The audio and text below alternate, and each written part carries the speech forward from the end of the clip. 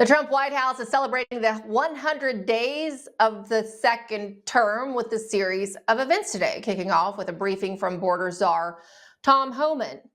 But what is the Trump 100-day score in the way of promises made, promises kept? I'll get to my own personal perspective on that from someone who's covered Trump for almost a decade now, in two administrations. I'll get to that in a moment. But first, here's what Georgia Congresswoman Marjorie Taylor Greene stopped by to tell Lindell TV exclusively a little earlier today at the White House. Listen. This time? Yeah. Okay. What's your reaction on President Trump completing 100 days in office? President Trump's first 100 days have been historic, and Americans all over the country are thrilled with everything that he and his administration is doing. He has written over and signed over 140 executive orders. That's more than Joe Biden did in 4 years, but none of us are surprised at that, and we're really thankful to the president. Now, in the way of visual aids for the 100-day mark to celebrate, I give the admin an A+ for these winners of criminal illegals outside and on the lawn of the White House. Pictures of them, mugshots. With that, let's bring in our own Allison Steinberg. Allison, good to see you. You're actually standing in front of them. There was one in particular. I don't know if we had a picture of it, but it was the ultimate winner. I don't know if it was a man or a woman, but it was just, they picked out the worst possible looking, people they could. Tell us about the activities. I can see people bustling in and about behind you today. It's very busy there, huh? It is very busy here at the White House today. These mugshots behind me are drawing a lot of attention, and it's a good thing. I think it was a very smart and strategic move from the Trump administration to place these here on the North Lawn. It is really forcing the fake news media to have these conversations about these criminal aliens, these arrests that are finally being made, all of the deportations, much of which they tend to lie about, as we very well know and cover frequently on Lindell TV. But today, they have to talk about all of the deportations and the immigration agenda of President Trump, because these mugshots are in many of the media shots. Their tents are lined up along here with that in the background. So they have no choice but to talk about this today. I think this, again, was a great move from the Trump administration to strategically place them here. And yes, lots of people visiting the White House today to showcase the many deportations that are happening under the Trump administration. You know what I call that, Allison? I call that some major trolling, some A+ trolling. Amen. I love it. It's so good to see. So good to see, and so necessary after the last administration too, I think. No kidding. You know what? For a lot of our context, for our viewers who might not know the layout of the lawn from which you are joining us, just to your left, camera right, there are these tents, and that's where the major networks like CNN, CBS, NBC, who try to promote false narratives about the illegals in our country or just refuse to cover their crime in general, that's where they have to do their stand-up location. So if you do happen, and we don't recommend you watch them today, but if you happen to be going through the television and you see one of them joining you from the White Lawn, you'll particularly enjoy it, because those signs will be behind them, which means they can choose to ignore it, the elephant in the room, which is the picture behind them, but it kind of forces there to be some kind of coverage on their network, right? That's absolutely right. And I think it's long overdue. For so long, as you touched on, many of these media outlets just completely ignore the conversation. I mean, we heard it firsthand when Biden was rolling out the carpet for these aliens. Many of these media outlets, if you can even call them that, the fake news networks, refused to acknowledge that this was even happening, or they would totally run cover for him, saying that it wasn't happening. These people weren't receiving, tax dollars from American citizens. They weren't, getting debit cards loaded up with our hard-earned tax dollars. They weren't getting free food and money and hotel stays. So yeah, all of the truth is coming to light here. We've said it for a long time. We were called conspiracy theorists for pointing out the truth and the facts. And I think this is, very vindicating. It's a good day here. It's a victory for us who have known the truth and spoken on the truth for many years now. And speaking of corporate media coverage, finally covering illegal aliens, I just want to note, because I just found out before you and I jumped on here to talk, Allison, that Fox News is finally catching up to our exclusive reporting on Tren de Aragua and the fact that it was Maduro who sent them himself to America, these gang members at the behest, migrants in general at the behest of Joe Biden, but specifically that Tren de Agua was brought here by the Maduro regime. They are controlled by the Maduro regime in order to destabilize America. Now, if you'll recall, our viewers recall, we talked about this some weeks ago as I released an exclusive brief that was provided to the Trump administration, the Office of the Director of National Intelligence and the National Security Council, and Fox News is just now reporting today as an exclusive. I hope they'll issue a correction on that one because it is no exclusive for them. But they are covering it now, so I guess that's progress. And speaking of coverage, the media did their own coverage of themselves. They feted and celebrated themselves all weekend, right, in what is known in D.C. circles and Hollywood, because it's turned into a Hollywood affair in the last few decades, as the Nerd Prom. In fact, that came up in the briefing today, right, the White House Correspondents Association dinner. Yes, that's right. It was a large multi-day event that happened over the course of this past weekend. Lots of well-to-do people, celebrities, journalists, if you can call them that, gathering for this White House Correspondents Association dinners, parties, whatnot. Lindell TV wasn't invited to any of these, which I think is a badge of honor, especially when you hear this next clip, because this just goes to show how absurd the media is. This was brought up in the briefing today, as you mentioned, Emerald. The fake news is finally acknowledging that, Joe Biden had severe mental decay. I don't know why, it's taken them this long to point that out. I guess it's because he's no longer here and they no longer have to run cover for him. But I guess one of these so-called journalists actually received an award about 5 years too late for pointing out what we all knew from the get-go. Let's take a listen to what Press Secretary Caroline Leavitt said on this matter. Alex Thompson said at the White House Correspondents' Dinner, and I'm going to read his quote, "President Biden's decline and its cover-up by the people around him is a reminder that every White House, regardless of the party, is capable of deception. We, myself included, missed a lot of this story, and some people trust us less because of it." Can you comment on those remarks and whether you agree with that assessment? I do agree with that assessment from Alex Thompson, who I understand won an award for writing a story months and perhaps years after the American people already knew that story to be true. Millions of Americans watched our mentally incompetent president struggle with his day-to-day duties of this office. We watched our country be ran into the ground as a result, and nobody in the media wanted to write about that, talk about it. There were many reporters, I will say, right-leaning reporters who did talk about that, who didn't get awards, didn't get coverage. In fact, they were lambasted for their coverage. We can stop and like I said, can you talk? Amazing that they are, finally coming out and talking about what we all know. I mean, again, Emerald, we were called conspiracy theorists for talking about this. Why is this applauded 5 years later? I mean, he should have his journalism credentials revoked, shouldn't he? Well, it's funny you should say that, and you didn't miss anything at that dinner, because I will tell you, at one of the past WHCA dinners at which I was present, I'll be honest, I was there. I remember, I believe it was CNN getting an award for covering Russiagate, okay? And they covered it as it was legitimate and that Donald Trump was a Russian asset and he'd been installed in the White House by Russia. They won that award. It was, of course, debunked. We all knew at the time it was false reporting anyway, but then it was even discredited in the corporate media later on. And I don't believe, as of yet, Allison, they too have not given back their award for their false reporting. It's amazing. I mean, the hypocrisy is ripe. I guess we shouldn't have too high of standards here. We know the people that are behind this, the people that are involved in the White House Correspondents Association, they don't really care about true journalism or telling truth. So I guess, we shouldn't have too high of expectations there. Yeah, well, there is a bright spot. I've heard our very own White House correspondent, Kara Castronova, is now a member of the White House Correspondents Association. So let's hope maybe she can be a positive influence in there. So, or if they let her stay in, I've known a couple people they've kicked out.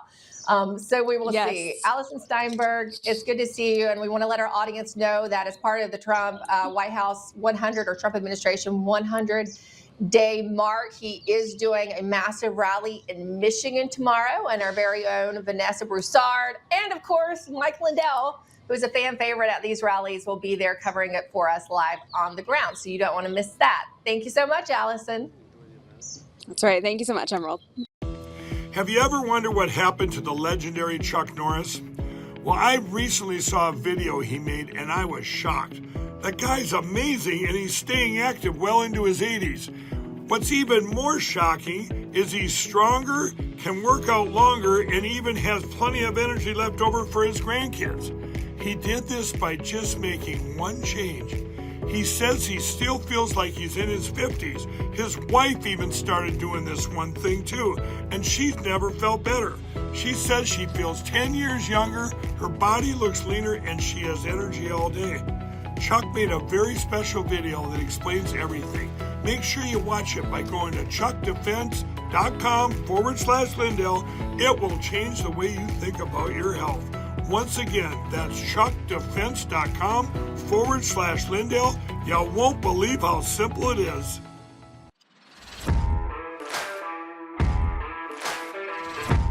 President Donald Trump is fed up with the fake news media and their totally rigged polls. And clearly that was on his mind this morning, very, very early in the morning, as he prepared to celebrate his 100th day in office. In a recent Truth Social post, the 47th president wrote that, quote, "The New York Times has only 37% Trump 2024 voters, and the ABC Washington Post poll has only 34% Trump voters. Unheard of numbers unless looking for a negative result," which they are. These people should be investigated for election fraud. Hear, hear. That's what I'd like to see in the next 100 days. And add in the Fox News pollster while you're at it. They are negative criminals who apologize to their subscribers and readers after I win elections big, much bigger than their polls showed I would win, lose a lot of credibility, and then go on cheating and lying for the next cycle. Only worse, they suffer from Trump derangement syndrome, and there is nothing that anyone or anything can do about it. They're sick. They are sick. Not our next guest, Mark Mitchell of Rasmussen Reports, who agrees with the president's claims. Recently, he compared the approval ratings of President Trump's first 100 days with those of his predecessors and found that Trump is far more popular than his predecessors were at this stage in their respective presidencies. In fact, the National Telephone Survey of over 1,700 U.S. likely voters was conducted by Rasmussen between April 13th and 17th, and they found that, quote, 42% of likely U.S. voters think the country is heading in the right direction. Rasmussen also concluded that they are making these claims with a 95% level of confidence. Now, would any of those other polls say the same? Join us now is Mark Mitchell of Rasmussen Reports. You know what I like about that, Mark, and it's good to see you. I've seen a change in you all, and I've seen a change in you. You say with a 95% level of confidence. And what I notice about you is based on the last cycle and your continued accuracy, right? Your continued good job polling. You now feel comfortable saying, yeah, we're a bit of an outlier. And look, we've been right. So I feel like I sense a new confidence in you even as we talk about these Trump poll numbers. It's good to see you. Well, yeah, good to see you too. We have been pretty accurate. Just to recap for everybody, every single mainstream media or academic or large research pollster, every single one, even though they might have been relatively close on the national popular vote, most of them weren't. Every single one put out a map showing that Kamala Harris would win. Every single one of them. There were only a few independent pollsters like ourselves that actually said, no, Donald Trump's going to win the swing states. But yeah, I'll tell you what, they're actually relatively close to us. What's interesting is that, listen, great minds think alike. And I think Donald Trump talking about polling on his 100 days, we saw that coming. And so we put questions into the field to judge what Americans think about polling. And then this very weekend, believe it or not, like we were prescient, it turns out that they had another psychological operation that they kicked off this weekend to try and convince America that Donald Trump's not popular. It's like all within a 1 to 2 day time frame. Reuters, Ipsos, Fox, CBS, CNN, every single one of them dropped a really horrible Trump approval poll, like double digits underwater for the first time, a lot of them, almost like they coordinated, almost like they had these planned up. And Donald Trump was right. If you look at the internals, they're oversampling Democrats. They have too many people that didn't vote in the fall. There's all these reasons. And it's the same bag of tricks, just like in August and September, when everybody else was like 6 to 9 points to the left of us. And it's like they just decided to do it all of the sudden because everybody's kind of been polling like us. And with Trump approval, what it comes down to is that presidents come in strong and then it just sort of peters out. Donald Trump's going to be about 50%. That's just where he's going to be. It's kind of where Obama was most of the time, and Joe Biden was 5 points less than that.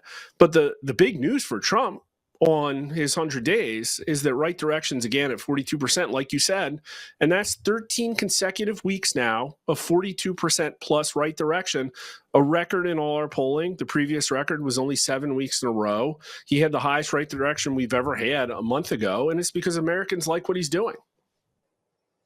Yeah, that when you look at that signal, right, 13 weeks in right direction, that's pretty good, especially for a president who still largely gets negative media coverage, right? So Americans are feeling the difference that means, or that tells me, and so they're not able to buy into what I love. You called it, right? You put out this tweet saying that the Trump approval drop is a psyop. So they're not buying the psyop. You said his policies are popular and will remain popular. Biden was a failed president. Trump is polling mostly like Obama. And look, you knew this was coming because every president cares where they poll at about 100 days, because they're kind of trying to look at, how they're going to adjust or whatever, especially as you look at the midterms, which are typically cursed for sitting presidents. How do you think, and here's what we're hearing here. I mean, he's going to do a ton of these rallies. Trump is going to be a very engaged president ahead of the midterms. He's kicking off in Michigan tomorrow, right? But there's going to be a series of rallies headed into the midterms. Yeah, he again, he polls like Obama, but you're absolutely right. He's got almost ubiquitously negative mainstream media coverage. Obama had Very different from ubiquitously Obama. positive. And what's fascinating is a better measure, I think, is approval index, which is where you take all the strong approvers and subtract the strong disapprovers. And actually, for most of his time, Trump actually did better than Obama. That means that, Trump has a lot of strong disapprovers, but he has more strong approvers than Obama did, and by far than Biden did. I mean, a lot of the times Biden was underwater like 20, 30 points there with 30% more strong disapprovers. So he's doing really great. I would love to see maybe some expectation setting to give us an idea of what further shock and awe we might see. But I mean, we got through this period of relative economic chaos to hear the mainstream media news say it, and Donald Trump is still rated 44% excellent or good on the economy, which is his worst issue, but better than any issue that Biden ever polled on once. So it's also fake. And you put up the Google Trends chart. I mean, I think that's a really good illustration of exactly how there's a psychological operation. The organic search volume for the term Trump approval is like the second highest it's ever been in all of Google's history. And that usually happens when the mainstream media is out there putting out these headlines, putting out things where people are like, that doesn't seem right. Maybe I need to Google that. And they look and they're, well, what's Trump approval? And if you look at the past presidents, Bush approval, Biden approval, Obama approval, people on Google didn't really care. They didn't care about those approval ratings at all. So there's something very special about Trump, where for some reason, when he's in office, everybody has to Google this guy's approval rating, because I think it's one of the things that's lied about most. And I mean, we all know why. It's because he threatens the establishment more than it's ever been threatened in recent history. Well, yeah. Yeah, and they're just as afraid of him now as they were before. Now, you mentioned shock and awe. I'm about to give my thoughts on the first 100 days. I do want to see a little more shock and awe. I won't lie. I'm a little disappointed there wasn't some perp walks in the first 100 days. But there's been some really great things, obviously, and America feels that way. You know what I also found very encouraging about your polling, Mark, is that it shows a legacy beyond Donald Trump, right? Because you also have a chart that you highlighted that showcases how Trump's MAGA policies are more popular among young voters than socialism. This is great news, because I would say, Mark, a couple, 3 years ago, 4 years ago, I wouldn't have felt that that was the case. So this is the culture. This is the American constituency moving in the right direction, I think, on ideology. Yeah, again, this is a search volume. You can see what's going on in the zeitgeist. It's that people were concerned a lot. The first spike there was 2020, where people were considering, hey, like I hear socialism a lot. Biden's a candidate. Then they're also comparing it to MAGA. And here what you see now is like MAGA is overwhelmingly still the thing that people are searching. And this just sort of fits with every other bit of polling.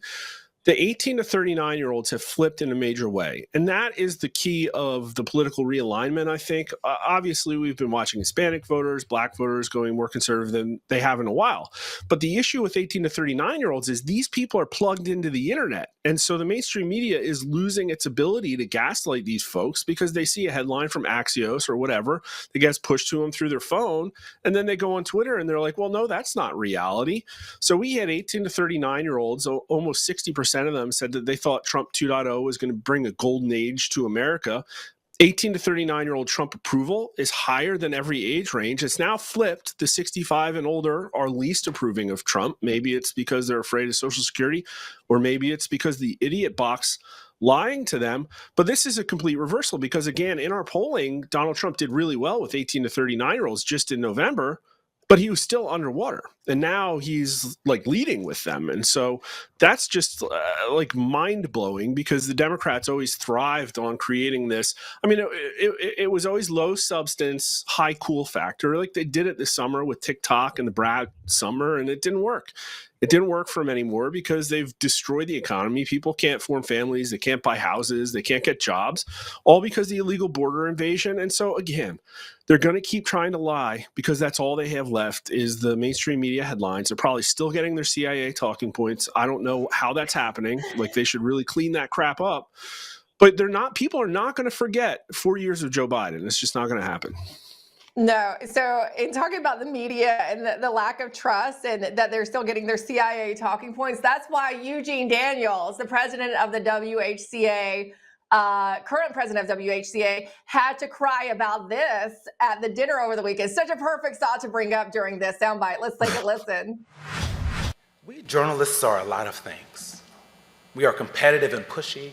We are impatient, and sometimes we think we know everything. But we're also human. We miss our families and significant life moments in service to this job. We care deeply about accuracy and take seriously the heavy responsibility of being stewards of the public's trust. What we are not is the opposition. What we are not is the enemy of the people, and what we are not is the enemy of the state. If you have to tell us that, you are. Yeah, exactly. And such an inflated self-image. It's like he thinks he's mucking around in the Da Nang. It's like, dude, you go to parties in DC. But yeah, Americans do think you're the enemy of the people. About 60% to 30%. 64% of people think that the media is getting CIA talking points. Like we literally asked that. It's a super strong majority. And with the polls too, this is unreleased numbers, but we have 71% of Americans thinking it's likely that many public pollsters adjust their results to fit media political narratives. So there's zero trust in these guys anymore at all. They are dying. Their legacy, they're being supplanted with real, authentic discussions, and people actually like comparing facts and correcting each other and learning. And that's the way humans are supposed to share information. Like that's how we've been doing it for thousands of years. And it's kind of like we've just returned to that. It's refreshing. It is. You know what is refreshing to me is that you literally asked the question if the American public thought that the media is getting their talking points from the CIA. That's why I love you guys. You just ask my favorite. You ask the questions that I would think to. I love it. Thank you, Mark Mitchell. It's good to see you on this 100-day, celebration. Good to see you, my friend. Great to be back. Whether it's being a weekend warrior or spending time with your family, feeling your best is the key to doing the things you love.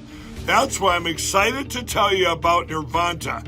It's a natural solution designed to help you stay active and live well naturally. Nirvanta is a topical blend of all natural essential oils like frankincense, myrrh, and a proprietary gold standard plant stock extract. It's perfect for your hands, feet, knees, back, or anywhere else that needs a little extra care. Use Nirvanta proactively as part of your daily maintenance routine, and you're guaranteed you're going to feel the difference. Simply massage Nirvanta in for at least 60 seconds, 2 to 3 times a day to get the best results. And if you're not completely satisfied, you get your money back. No questions asked. There's simply no risk and no reason not to try Nirvanta today. Right now, you get 15% off with code Lindell exclusively at nirvantahealth.com. So stop reaching out for that medicine cabinet. Get Nirvanta instead and experience the difference. Go to nirvantahealth.com. Use code Lindell to get 15% off today. Nirvanta Health. Live well naturally.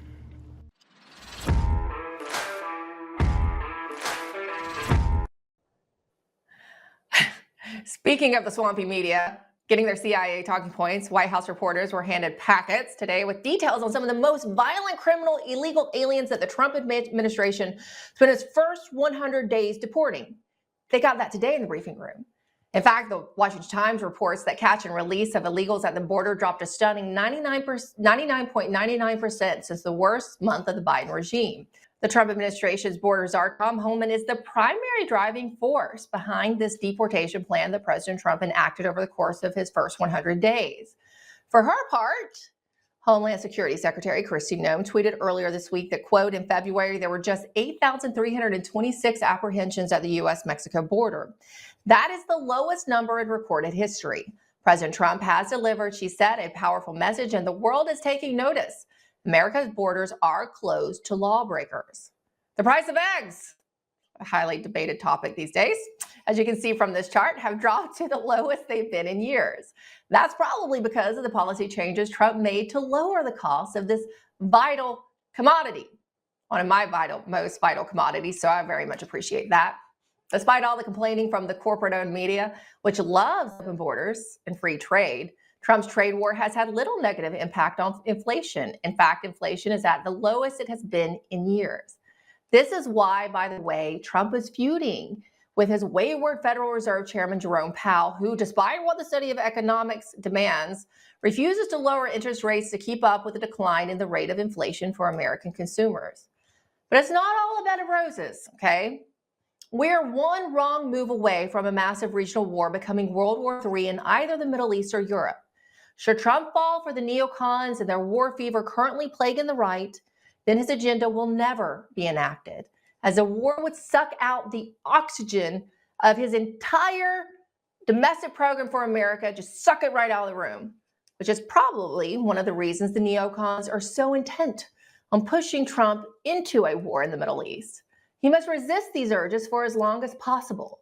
And then there's the fact that, unlike FDR's first 100 days in office, Trump has not managed to get MAGA-type legislation passed. He did meet with Speaker Johnson in the Oval today, probably talk about just that. He's talking to congressional leaders about his legislative agenda, urging them to stay in Washington this week to work on the one big, beautiful bill, which will contain massive tax cuts, strong border security measures, major military advancements, dramatic deregulation, powerful spending reforms, and more. It is much more important that everyone stay in Washington, he says this week, to work hard and fast on it all. He says it has to get done. Codify MAGA, he says. We will unleash economic prosperity and accelerate into the golden age of America. If Trump doesn't get real legislation passed into law the way that FDR got his agenda passed into law, the next president of the United States will be able to undo everything with the flick of his pen, the same way Trump implemented his MAGA agenda during the first 100 days. Lastly, let us not forget the disaster that was the Epstein file non-release. As you're going to hear from Liz Crokin on my show tonight, this is one of the Trump administration's biggest mistakes. And while that might not seem like a big deal, the fact that Jeffrey Epstein was likely running his human trafficking ring on behalf of a foreign intelligence service means that the longer the truth goes unrevealed, the greater the damage to U.S. national security. Trump's first 100 days in his second term has been better than his first 100 days in his first term, but there's still so much more to be done, so many arrests to be made, and so little time. And that's the absolute truth. My name is Julia Bryant, and I live in Cape Town, South Africa. I was kidnapped by Jeffrey Epstein 20 years ago. I am not suicidal, and I never ever will be. I also do not do any drugs. I met Epstein when he was in Africa with Bill Clinton. We all know about the Clinton body count. Another concerning fact is that one of the main women, a very brave angel, Carolyn, who testified against Ghislaine Maxwell, was found dead 6 months ago. It wasn't in the media until a few days ago. The only reason it was put in the media was because of a very, very brave Epstein victim. She doesn't want to be named. But there are other Epstein victims who've also died suspiciously. That was Jeffrey Epstein accuser Julia Bryant letting the world know she is not suicidal. Again, she is not suicidal. And Bryant isn't the only one. Many other Epstein accusers are coming forward to make similar declarations in the wake of the supposed suicide of Virginia Giuffre. One of the most prominent accusers of Jeffrey Epstein, Ghislaine Maxwell, and Prince Andrew. This all comes a few weeks after Virginia Giuffre barely survived getting run over by a bus, allegedly, in what many speculate was a botched hit on the Epstein accuser. I'm joined now by independent investigative reporter Liz Crokin to walk us through what is going on and what might have happened to Virginia Giuffre. You just joined us a few weeks ago when we were talking about, the news surfacing that she had allegedly been hit by a bus. We talked about it. We didn't really know what was going on then.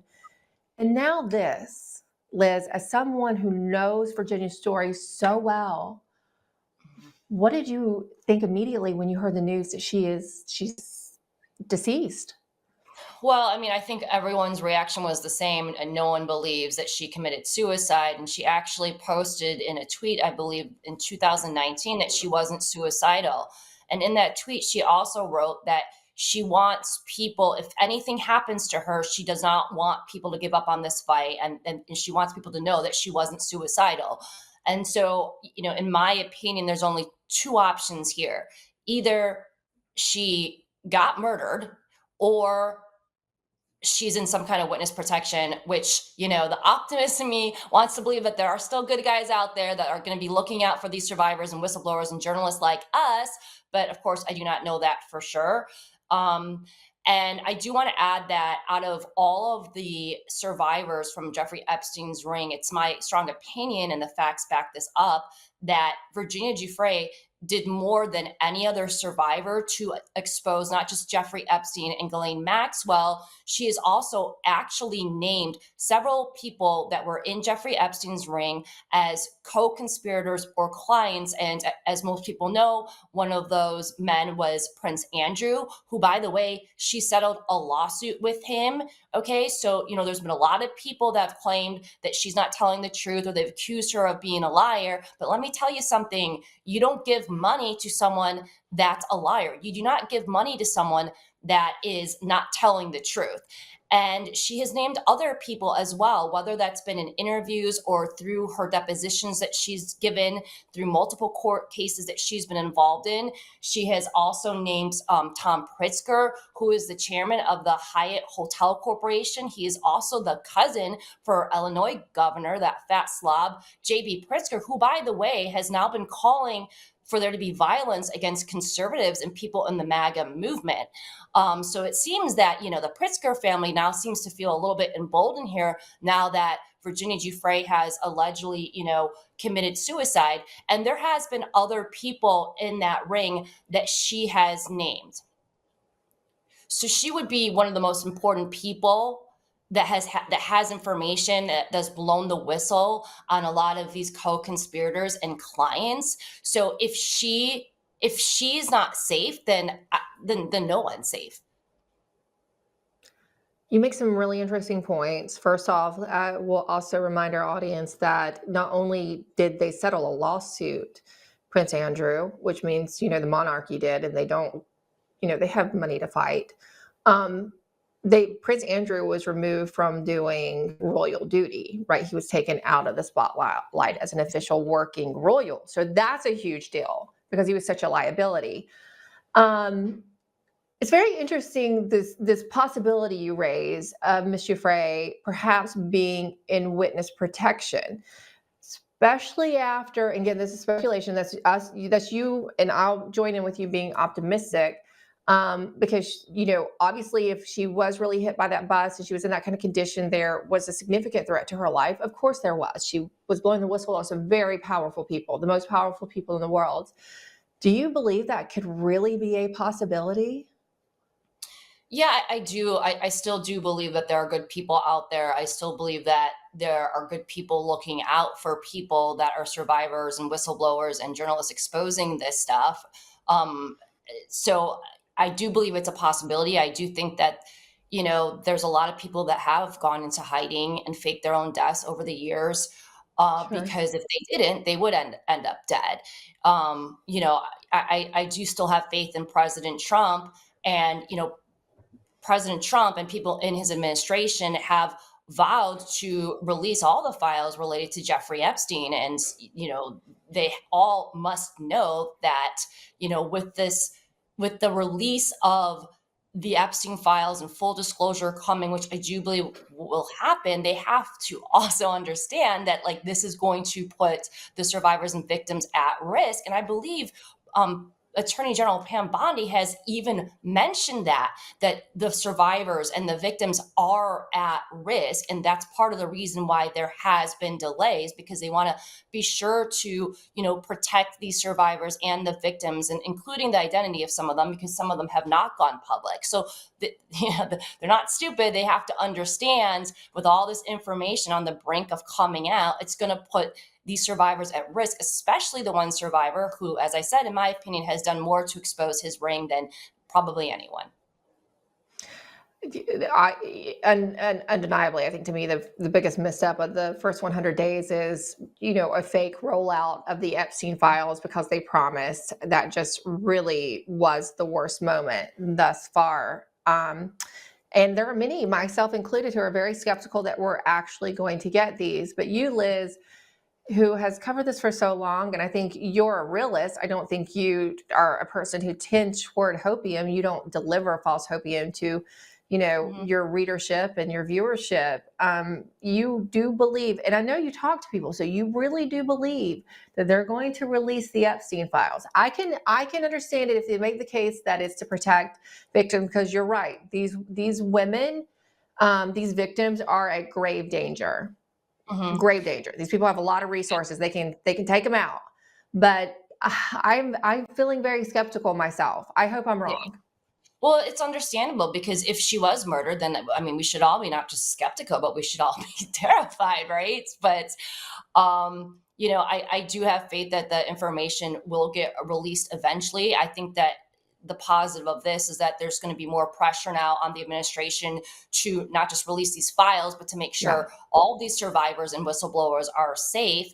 But something else that I want to bring up that I found to be really interesting is that, in the fall of last year, Virginia also did a tweet where she said that she had information on Epstein's ring that she has not talked about yet, and that she wanted to get this information to Elon Musk. And she actually asked Elon Musk to DM her. So my question to Elon Musk would be, did he ever DM her? Did she give him information? Did she have some kind of a dead man switch? So no, Elon hasn't addressed that. We don't know if he actually reached out to her or not, but she made it very clear that she had information for him, and she was asking for his help to get this information out there. So there's a lot of unanswered questions. Now, President Trump has commented on her death. He made a very quick, comment talking about how it's concerning, and there's other people that are in, a similar situation that she's been in. So, if anything, whether she was murdered or hopefully is still alive in some kind of protection, let's just hope that at least one positive comes of this, and that is that we get the needle to move and we get exposure ASAP, because clearly, whether she's alive or not, it doesn't really matter. It's one thing is very clear, and what's clear is that these survivors are in grave danger. So I do, before we run out of time, want to get your reaction to this cryptic tweet from Prince Andrew's former girlfriend, Lady Victoria Hervey. She was the one, remember, who celebrated the alleged accident Jeffrey had of getting hit by a bus. And then right after Jeffrey's death, and beside that is a picture of her making she's wearing a Make America Great Again hat, standing with Kash Patel before he was named FBI director. What message is she trying to convey here, Liz? Yeah, I mean, this woman strikes me as a complete and total whack job. You know, she has said horrible things about Virginia Giuffre. She was basically celebrating her death the other day when it was announced that she, you know, had suicided herself. So she strikes me as someone that's not just nuts, but as someone that is, you know, some kind of an infiltrator, you know, who is, you know, clearly trying to manipulate what may or may not be happening behind the scenes. And unfortunately, there's a lot of people like that in our movement who, you know, come out and they act like they're exposing Epstein or Pizzagate, and they act like they're MAGA when in reality, they're just actually paid assets and agents that are running PSYOPs and pushing out disinformation that ultimately does not help our movement or survivors. It helps Epstein's ring. Yeah, we need to see these files. America has to see these files. It's one of the greatest atrocities in our country's history. And I do hope they have the fortitude, the courage to actually reveal them. And I hope that you're right. I hope you're more right and I'm wrong, and that we actually see these, Liz Crokin. I know you've been working on this for so long. Tell us the best place where people can go and support your work. Liz is an independent journalist. She has given up corporate careers to pursue this story. She's been on this as long as anyone, if not longer than, you know, everyone. So please support her work. Liz, where do they go to support you? Yeah, people, you can go to lizcrokin.net, or you can also follow me on X at Liz Crokin, LIZCROKIN. And I'm going to be hosting a Spaces, I believe, tomorrow night. And we're going to have another survivor, Juliet Bryant, will be on discussing it, because obviously she's now in grave danger, more danger, I think, than we knew she was or thought she was before, with the revelation of Giuffre's suicide. So if people want to tune into that, it'll be sometime tomorrow night on X. So I'll definitely try to. I'll put it in as I'm doing some other stuff. I'll listen. I have to kind of go, you know, be a ghost in some of these X spaces because they're in the evening and it's hard for me with kids to actually participate. But I will be listening to that. And I also want to let our audience know we had booked another guest today, but he couldn't join us, a scheduling conflict ultimately. But Ty Clevenger, he did want us to let people know he's the one suing the government, the FBI, for Seth Rich's laptop. The government has been given, the FBI has been given another week to respond. So that one's still getting, that response is still getting kicked. They can get kicked down the road, but we're going to continue covering that as well because we want accountability and transparency on all of these fronts. Thank you so much, Liz, for your continued work. thank you so much. You too. You're the best, Emerald. If you want to feel and look your best, you need to check out Pure Health Research. They have 45 premium health supplements that are designed to help you with everyday health goals. Whether it's boosting your energy or trimming belly fat, supporting healthy blood sugar, pumping your testosterone up, or even reducing swelling in your legs, Pure Health Research Supplement Store has you covered. Each formula is crafted with natural, non-GMO ingredients, backed by clinical research and manufactured right here in the USA. And here's the best part. Pure Health Research is offering you an exclusive 35% discount. Just go to purehealthresearch.com and use promo code Lindell at checkout. With their 365-day money-back guarantee, there's nothing to lose. So head over to purehealthresearch.com now, explore their 45 amazing supplements, and save 35% before this deal ends with promo code Lindell. I said from day one, you don't have to support ICE's operations. You can support sanctuary cities if that's what you desire to do. Sanctuary cities can stand aside and watch ICE keep their communities safe, because any public official, whether you're mayor, city councilman, or governor, their number one responsibility is protection of the communities. And ICE has been clear, we're targeting public safety threats and national security threats. I can't believe there's any elected official, and especially a judge, that doesn't believe we should be doing that, and they should be helping us. But I said from day one, you can sit aside and watch, you can argue against us all you want and protest all you want, but when you cross that line, and I've said this 1,000 times, when you cross that line to impediment or knowingly harboring, concealing an illegal alien from ICE, you will be prosecuted. Judge. As you saw earlier in the show, the catch and release policies that define the worst aspects of the Biden regime's lack of border security, intentional lack of border security, let's just be clear, have fallen a stunning 99.99% thanks to the efforts of the man you just saw, border czar Tom Homan, and his boss, most notably, President Donald J. Trump. And part of Homan's mass deportation plans involves sweeping raids in places like Colorado Springs, Colorado, where the vicious Venezuelan prison gang and paramilitary arm of Venezuela's corrupt intelligence services, Tren de Aragua, have illegally immigrated to. Other major American cities with Tren de Aragua members living there, unfortunately, are not so lucky. Our next guest, Terry Newsom, tweeted that, quote, Chicago's Mayor Brandon Johnson hired gang members with tax dollars to protect illegal Venezuelans. That sounds incredible, doesn't it? We're now joined by Terry Newsom, who's the popular Behind Enemy Lines podcast, as well as another name you know well, Ann Vanderstiel, the host of Steel News with Ann Vanderstiel. Good to see you both. Thanks for joining us on this big day. Hello, Great to be here. Thanks, Emerald. And I'll also say the progress we've seen is also due in part to the efforts of both of you and your excellent reporting on you, Ann, going to the Darien Gap, being in the moment in the border crisis, and Terry, you covering how it has the effect on the interior in Chicago. So kudos to you. Thank you for your efforts, because that led to what we're seeing from the Trump administration as well, and we appreciate that. I do want to get to the latest breaking news in just a moment about you all have tried to continue to raise public awareness about what's going on, and you guys shut down by a venue. We'll get into that in a moment. But Ann, I just want to start with you. I think both of you have probably spoken. I know you have, Terry, but I know you probably have as well, Ann, specifically with Tom Homan, about what you've seen in your reporting. So what is your reaction to all of the statistics that Tom laid out in that briefing room at the White House today? Oh, Tom is on the money. He's 100% on the money with everything he's talking about. We are looking at, basically committing suicide as a nation right now. The fact that Joe Biden left the borders open for 4 years, it was a wholesale, commitment to just destroy America. And of course, reduce our voting electorate to a third world status. And in fact, when you look at what is really problematic in our country right now and what we're challenged with and what the folks at United Sovereign Americans are working on is cleaning up dirty voter rolls.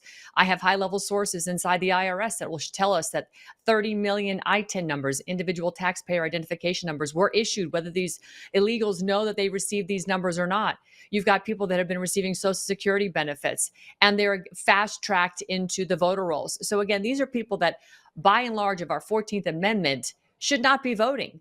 Article 4, Section 4, Joe Biden didn't bring the military to the border to defend the invasion. Article 1, Section 10, Clause 3, not one of the 50 governors, including Kristi Noem or Greg Abbott, defended their borders and, repelled that foreign invasion. Our country has been completely sold out to the globalist specialist interests.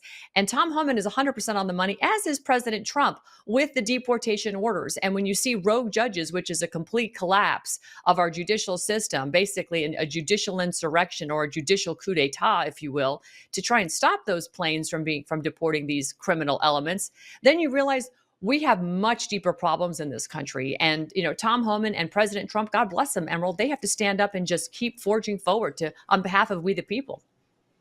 Yeah, they're actively having to counter Marxists who want to take this country down. I mean, not only did Biden not stop people from coming into this country, but we played that soundbite from Nicolas Maduro, who says that Biden urged them to send illegal Venezuelans to this country. And then I couldn't believe your tweet, Terry, when you said that Chicago Mayor Brandon Johnson actually paid these Venezuelan gang members to protect other illegals. So they paid them for security?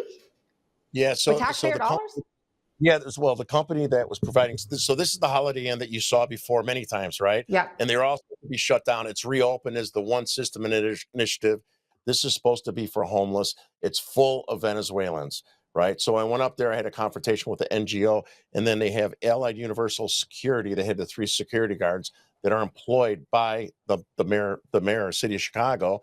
And as I walked back across the street after I had my confrontation, I went back, I took a picture of them. And the guy's flashing. That's a Chicago gang member. That's not. So we have a Chicago gang member proudly in a security guard uniform, flashing his gang signs to try to intimidate me while he's being paid to watch these Venezuelans in a tax-funded shelter, the Holiday Inn, and tax dollars, and flashing his gang signs as he's watching Venezuelan gang members that are in that hotel. I do want to get to one of the other items that we brought you on the show to talk about, and that's that you were planning an event with Ben Berquam, right? The three of you to talk about all these issues that were going on in Chicago. But this venue denied you. Tell us what happened with that, because they've had some other very interesting speakers and patrons that you would think they would cancel. But no, it was you all who got canceled. Tell us about that. Sorry. Yeah, so we were supposed to have it in Bourbon Street, southwest side of Chicago, where we hosted Tom Homan before Mike Lindell. And the reason I go there, not because it's the best venue, I want to be right in the heart of city workers, union workers, Democrats that are on our side now, right? Especially all the first responders, Chicago Police Department, Chicago Fire Department. This event is not just me, Ann, and Ben. I have minorities from the inner city. I have Danielle Carter, who spoke to Congress a few weeks ago, right? Cata Truss is on Fox all the time. I have two Hispanic pastors are going to talk about the effects on the city and their communities, especially these first responders. We're trying to remove sanctuary state from the state of Illinois. It was our kickoff to let people know what's going on, and let's put our voices together, Black, white, Hispanic, low-income, high-income, Republican, Democrats, to remove sanctuary state. What does this venue do? They claim to be Christian conservatives. They cater to radical leftists, Marxists, Antifa, who's pro-open borders, who's pro-LGBTQ events. They're nuts. And so they caved into the wrong segment of their business customers, because now these police officers, it backfired. They are so upset that these people, listened and cowered to cancel culture for us.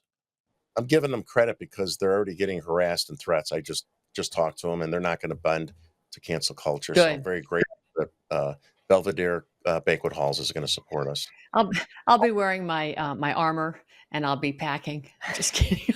I have a feeling you're usually packing when you can. I am. I always am. And you had an update with that, right? An Antifa member was just caught with, or you had some breaking news right before we joined on that front too, right? As it relates to the Antifa that's coming after you. Yeah, there's an Antifa member, announces himself as Antifa member, put me on some of the websites, my address, threats me. He's been doing other parents in Will County. They got an order of protection on him. They just got FOIAs this morning. This guy attacked his parents. He's not a kid. He's 36 years old, right? In the police reports, the guy bit his father. Yeah, I said a kid. Yeah, he bit his father. And then the parents told the police that they're worried that this guy could do a mass shooting. The police took all his guns. It took these two women and another guy in Will County 2 years to get this order of protection in, and we just found out about it. These people live by him. One of the dads, through the geofencing that was done by one of the police officers, he went by this guy's house 12 times. So it took 2 years to get them to do their job, and now we find out this guy's own parents thinks he could be responsible to do a future mass shooting. That is very scary. That is terrifying, Terry. So be careful. And this has not deterred you from going forward and trying to organize the public again, right? Raise awareness and get the public involved. You have another event coming up. This one, I love, you've made a play on Doge, and you have 3 different groups that you're promoting at this, and you're going to do it on the steps of the Department of Justice, which I think we need to encourage them a little bit right now, right? So tell us about your upcoming event. Well, really, it's, it kind of falls right in line with what Terry is doing, and it's about the people's role, right? We, the people, are the government, and we should be holding our government officials accountable. So American Made Action is our 501c4, and American Made Action started the Department of Government Accountability, which applies to everybody in this country that's an American who's voting. You are to hold the government accountable, and everybody is welcome. It's not a club. It is a thing we are supposed to be doing.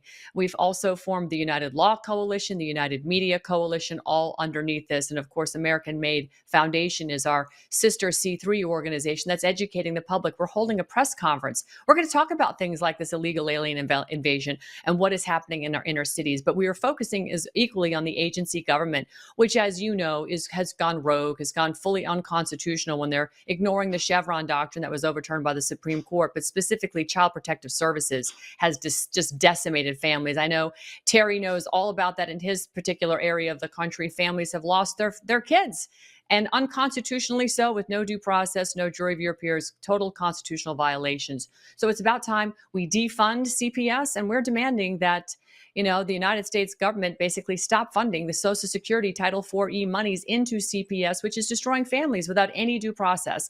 And we're going to present this on the DOJ steps on Tuesday, May 6th at noon. So I think it's going to create a little bit of a kerfuffle, and it should.